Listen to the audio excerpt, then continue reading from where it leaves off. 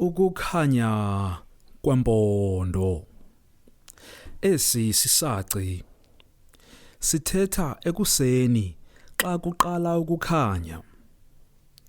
Kungexesha lasekuseni apho unokuthi ukuba uye ebuhlanti ubone nje kuphela ukukhanya kweencam zeempondo zeenkomo.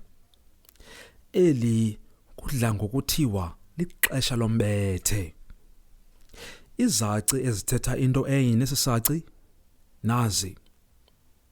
Xa kumpondo zankomo ngombethe. Kanti ngesiNgesi singathi at first light of dawn. Umzekelo, lo mfo uvuka ukukhanya kwempondo ukuze afike ngexesha emsebenzini. Ngatsho.